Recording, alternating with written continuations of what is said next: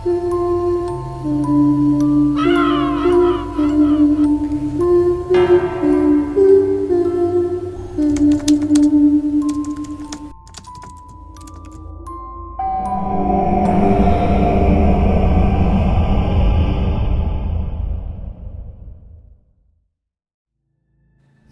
araw po sa mga taga-subaybay nyo, Miss Terry. Una po sa lahat ay nais ko pong ipaalam na sadyang binago ko po ang mga pangalan at lugar na pinangyarihan sa aking kwento para na rin po sa kaligtasan ko at ng aking pamilya. Itago nyo na lang po ako sa pangalang Abel.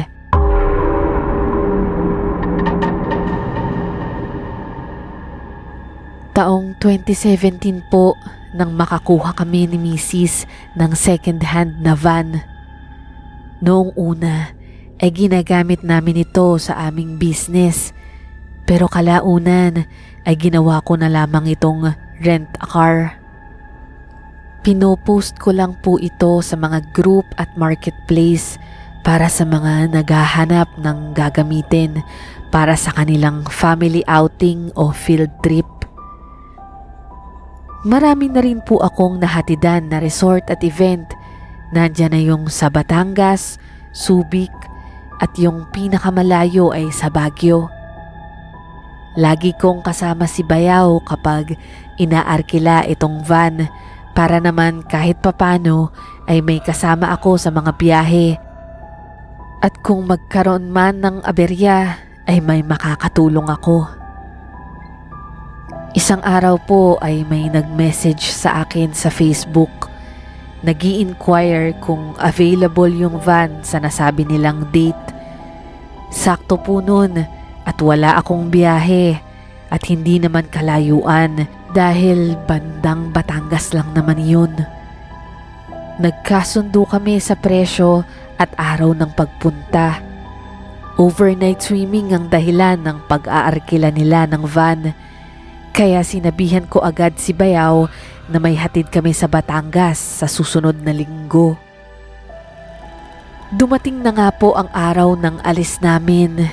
Nag-chat na din po yung aarkila na magkita na lang kami sa isang lugar sa Caloocan. Nalinis ko na yung sasakyan ko para mabango naman pagsakay ng client ko. At nag-text naman ako kay Bayaw na pumunta na sa amin. Ang problema nga lang ay may sakit si Bayaw at sinabing hindi siya makakasama. Wala din akong ibang maaya na pwedeng sumama sa akin nung araw na yon, kaya napilitan na lang akong mag-isa umalis kahit alam kong ngayon pa lamang ako babiyahe na mag-isa. Ha? Sigurado ka ba? First time ka lang nababiyahing mag-isa. Wala naman akong magagawa. Sayang din naman yung kita doon. At saka, malapit lang naman yun Batangas. Naisip ko ilang araw lang naman. Kaya ko na yung matagalan.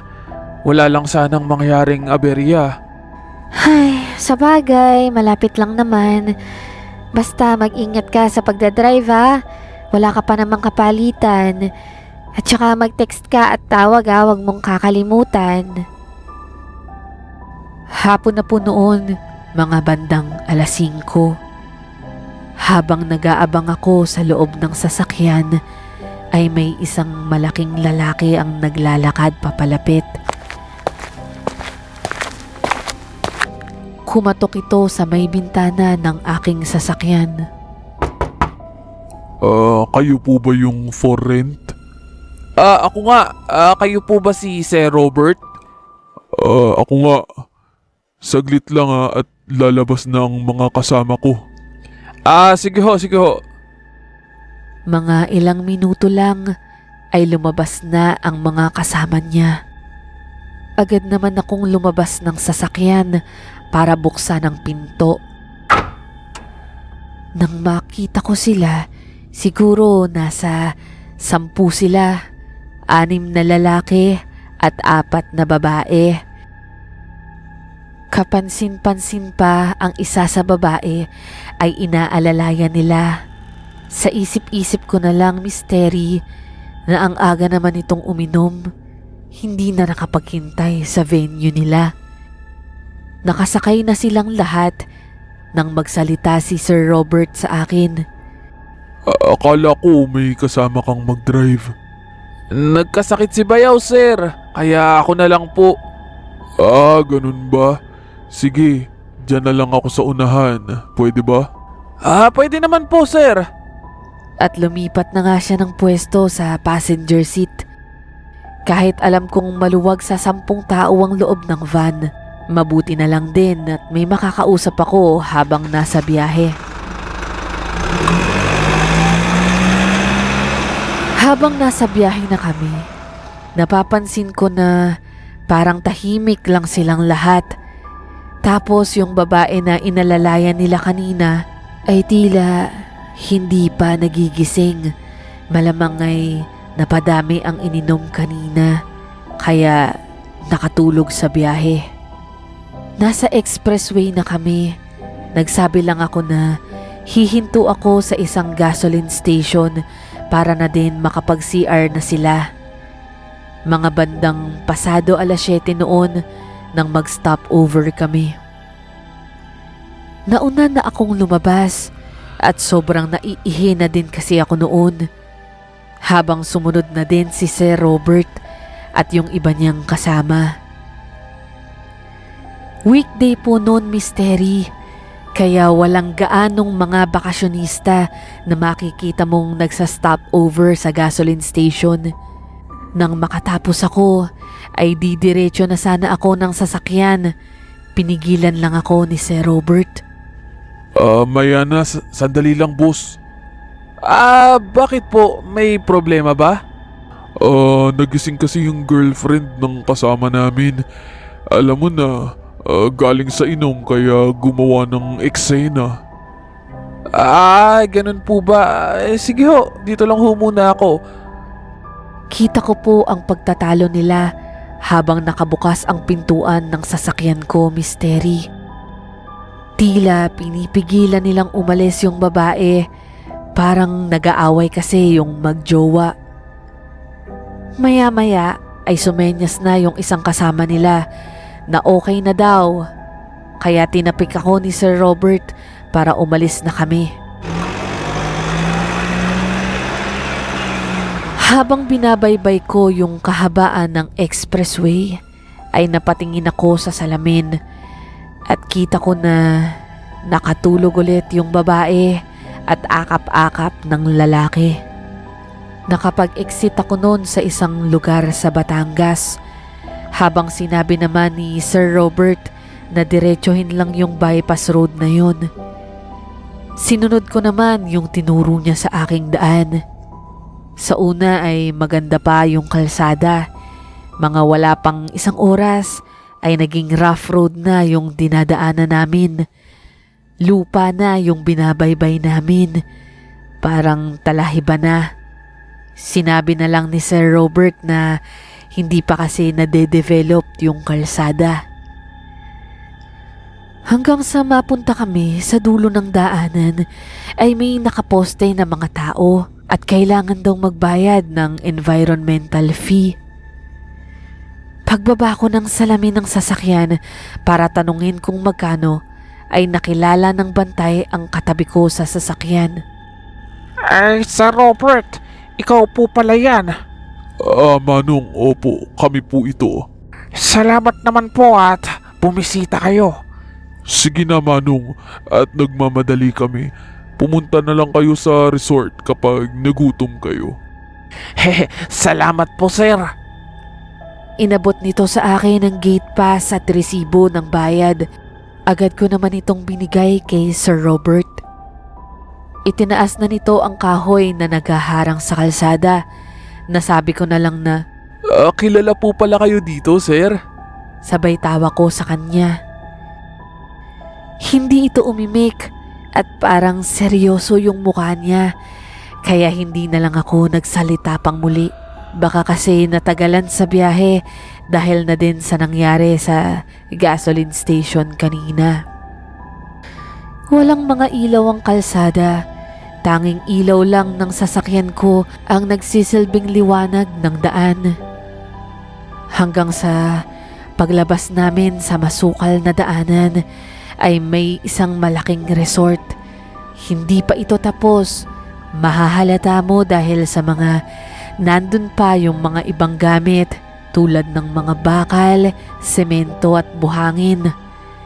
Sa paligid naman ay tila may mga iilang mga bahay, hindi nga lang tabi-tabi. Nagsabi si Sir Robert na doon na pala yung resort, kaya pinahinto niya muna saglit para ipabukas ang gate nito. Sa itsura nito, parang siya yung may-ari. Bumaba ito ng sasakyan at tinungo ang gate. Kita ko sa mukha niya ang pagkairita. Doon ay dumukot siya sa kanyang bulsa upang kunin ang cellphone niya. May tinawagan ito at galit na galit siyang nakikipag-usap mula sa kabilang linya. Maya-maya pa ay lumapit ito sa akin at sinabing, Okay lang ba kung dito ka magparada sa labas? Pwede naman po. May problema ho ba? Yung mga gumagawa ay hindi inalis yung nakaharang sa loob ng gate, kaya hindi makakapasok yung sasakyan. Okay lang po sir. Hindi naman daanan yung kalsada kaya hindi naman siguro mababangga to o makakaabala. Hindi na ito nagsalita pa at sinabihan na niya yung mga kasama niya na bumaba na. Nagpatulong na din ito sa akin para ibaba yung mga gamit nila sa likuran. Agad naman akong lumabas para buhatin yung iba nilang mga malalaking gamit. Grabe yung babae na kasama nila. Hanggang sa makababa ay tulog pa din. Kita ko na ginigising ito ng boyfriend niya. Sa sobrang asar ni Sir Robert ay pinabuhat na lamang ito sa ibang kasama niyang lalaki. Habang ako naman ay pinapasok ko na yung iba nilang gamit sa loob ng gate. Nakapasok na silang lahat sa loob pero may nakita pa akong naiwan sa gilid kaya binuhat ko ito para dalhin. May nakasalubong akong dalawang babaeng naglalakad. Patungo ito sa direksyon ng sasakyan. Nakatingin ito sa akin at matalim ang mga titig. Hindi nila inalis yung pagkakatitig nila sa akin, Mystery, hanggang sa magkasalubong kami. Lilingunin ko sana nang biglang tumawag si Sir Robert mula sa gate. May naiwan pang gamit? Meron po. Nakakalimutan ata ng kasama nyo. Sige. Halika na, pumasok ka na. Hindi na ho. Dito na lang po ako sa sasakyan. Kumain ka na dito at maligo ka. Sayang naman ang punta mo rito. Bukas na lang po ng umaga. Basta mamaya pumasok ka para makakain ka. Huwag mong pansinin yung nakasalubong mo.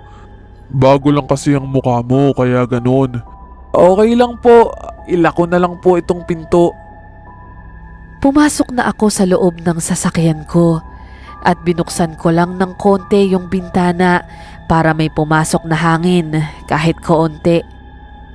Mabuti na lang at meron akong mini fan dito sa van. Nagse-cellphone ako hanggang sa makaidlip na rin. Nagising na lang ako siguro mga pasado 10:00 na noon, Mystery. Nakalimutan kong kumain. Kapag ganun po kasi ay nagdadala ako ng sarili kong pagkain. Nakakahiya po kasi kung sa mga customer ako makikikain pa. Kaya lagi akong pinapabaunan ni Mrs. ng pagkain. Sa loob na ako kumain nun, sobrang dilim sa labas. Ilaw lang ng gate sa resort ang meron. Hindi pa gaanong malakas, kulay dilaw pa. Pagkatapos kong kumain sa loob ng sasakyan ko, ay lumabas ako para manigarilyo. Medyo malamig kasi malapit sa dagat. Babalik na ako sa loob nang makita kong wala nang laman ang tubigan ko. Kaya naisipan kong manghingi sa loob ng tubig.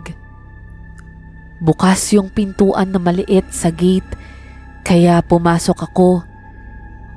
Hinanap ko kung saan yung pasukan, pero parang may naririnig akong kung ano. Dahan-dahan lang akong naglalakad dahil ayaw kong makaabala sa kanila. Nang marating ko ang isang maliit na hallway, nakita kong may malaking lamesa sa dulo. Ang daming kandila kahit may kuryente naman. Nadaan ako sa isang kwarto na nakabukas ng bahagya yung pintuan. Nung masilip ko, ay ito pala yung babae kanina na tulog sa kotse. Pero ngayon ay gising na ito na parang naalimpungatan. Nakaupo ito sa kama at hinahawakan ito yung ulo niya. Nagulat ako nang bigla itong napatingin sa akin. Kita ko yung pagkabigla nito at titig na titig sa akin. Kaya hindi na ako nagsalita pa at umalis na ako agad. Habang naglalakad ako sa hallway palabas ng gate, ay may mga naririnig akong mga ungol mula sa loob. Parang mga alulong ng aso.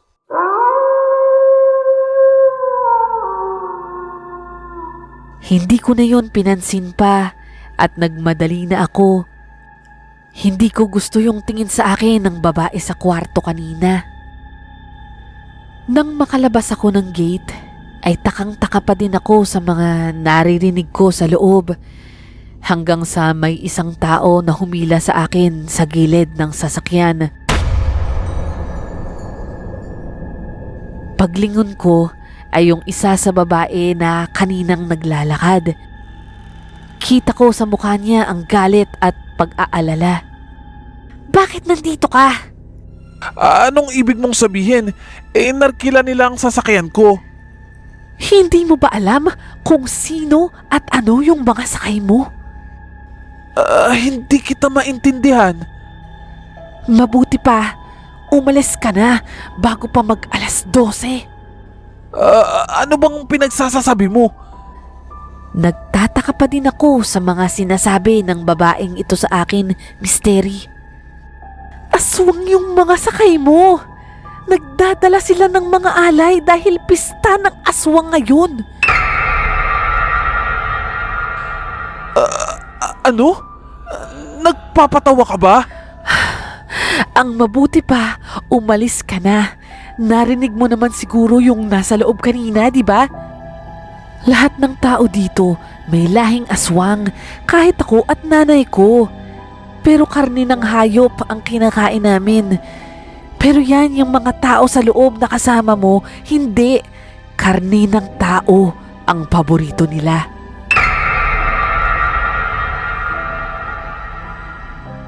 Sigurado ka ba dyan? Umalis ka na. Huwag kang hihinto o hihingi ng tulong kung kanino pa. Marami sila. Sige na, hanggat may oras ka pa. Biglang tumakbo na palayo ang babae at naiwan akong nag-iisa. Kulang na lang ay maihe ako sa short ko sa mga narinig kong iyon. Pero aaminin ko, Misteri, isang banda ay nagdadalawang isip ako kung totoo ba yung sinabi niya sa akin. Dali-dali na akong pumasok ng sasakyan ko. Sinarado ko lahat ng pinto at nung akmang magsastart na ako ng sasakyan ay narinig kong bumukas yung pintong maliit sa gate na nasa harapan ko. Binuksan ko yung headlight ko at nagsuswing yung pintuan, halatang may lumabas mula rito. Hindi na ako nagdalawang isip. In-start ko na agad yung sasakyan. Halos malaglag ang puso ko nung biglang may kumatok sa aking bintana. Hindi ko na pinansin pa pero palakas ng palakas yung paghampas niya sa salamin ko. Buti na lang at nakabukas ng konti yung salamin ko doon at narinig kong nagmamakaawa yung babae na papasukin ko siya. Pagbaba ko sa salamin ay nakita ko yung babaeng bagong gising kanina sa kwarto. Siya din yung tulog na tulog sa biyahe. Parang awa mo na, kuya. Isakay mo ko. Kasama ka nila, di ba? Natatakot na tanong ko rito. Hindi ko kilalang mga yun. Nilagyan nila ng pampatulog yung iniinom ko. Bilisan mo. Sumakay ka na sa loob. Pagmamadali ko rito.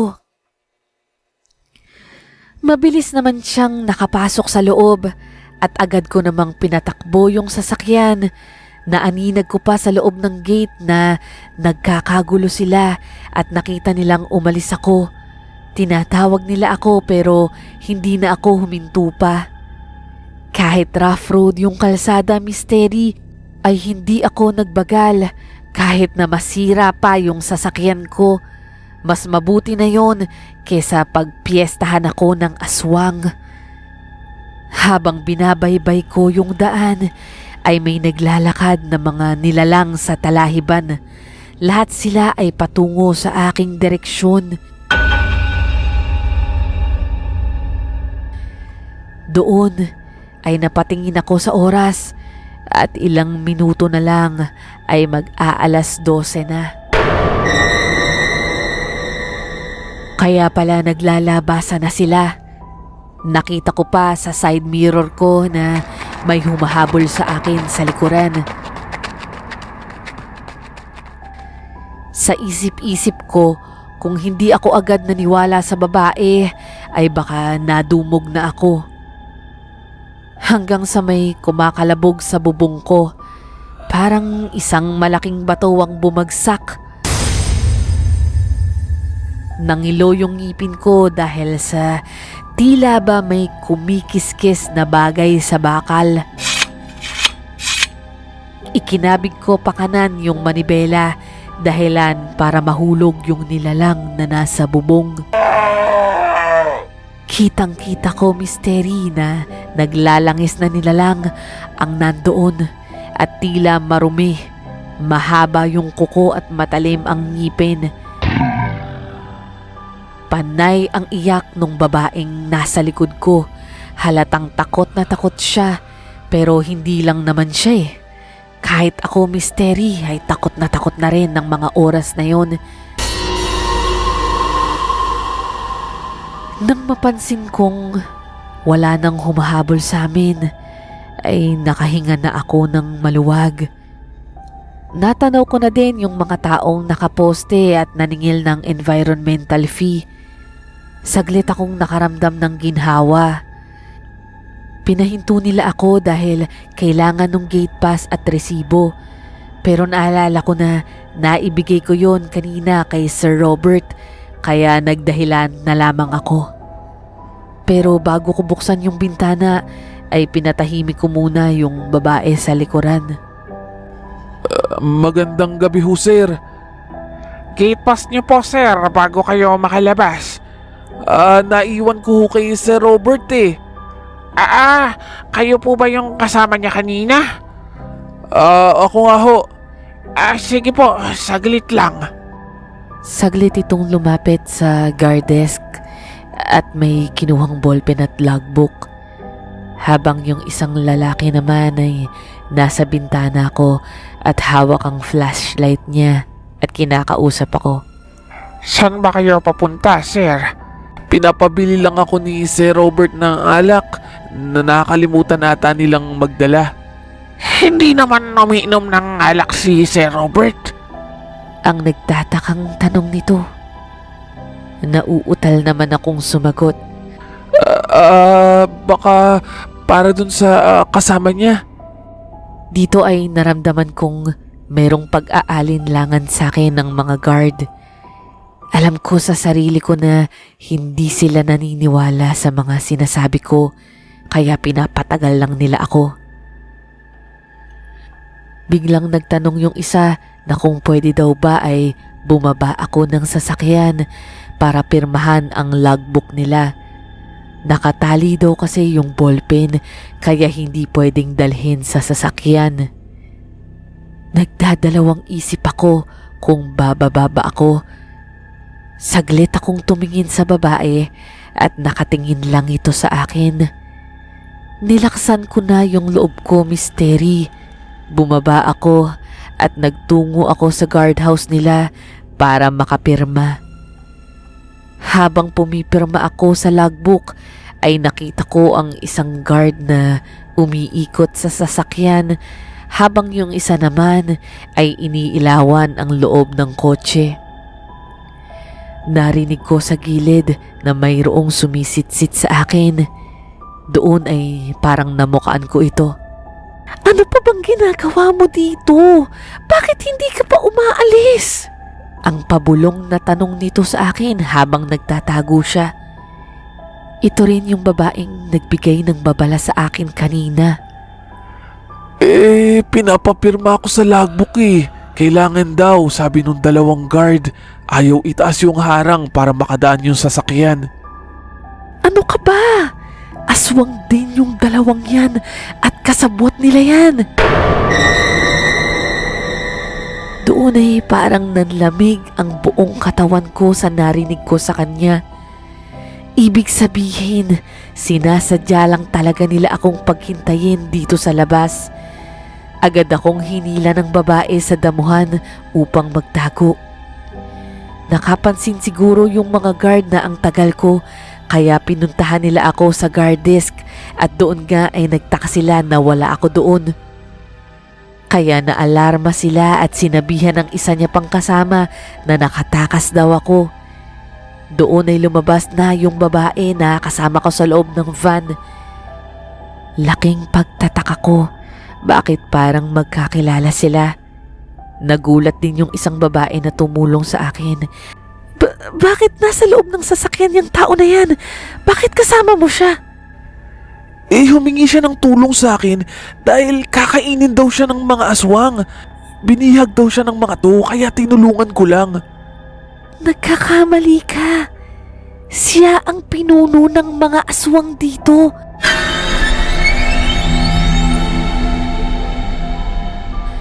Kaninang magkausap tayo, nakita ko siyang nakasilip sa gate kaya tumakbo ako agad palayo sa'yo. Ano? Ibig sabihin, kasama ko sa loob yung aswang?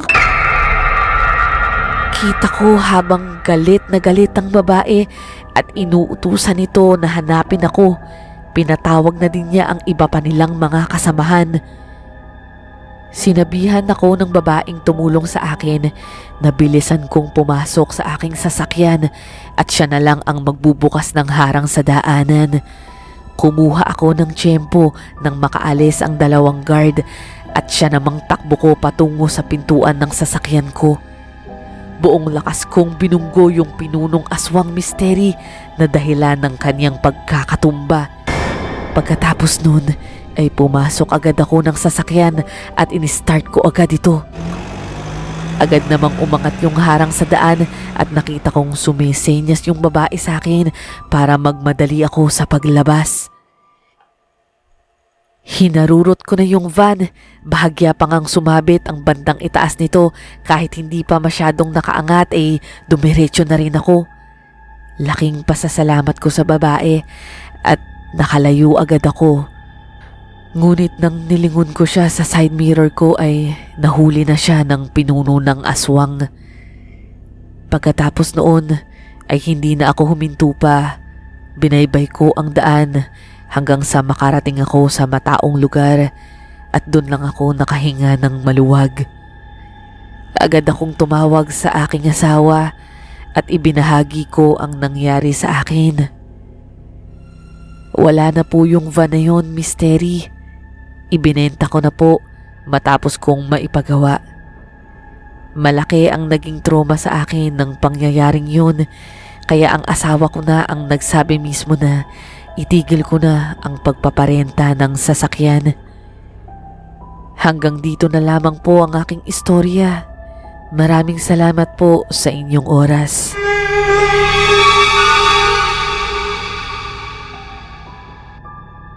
Maraming salamat po sa pakikinig sa aming storya. Maaari po kayong magpadala ng inyong sariling kwentong kababalaghan sa Misteryo sa Dilim TV www.misteryosa@gmail.com. Malaking bagay rin po kung kayo ay makakapag-subscribe sa aming channel. Maraming salamat po at hanggang sa muling misteryo sa dilim.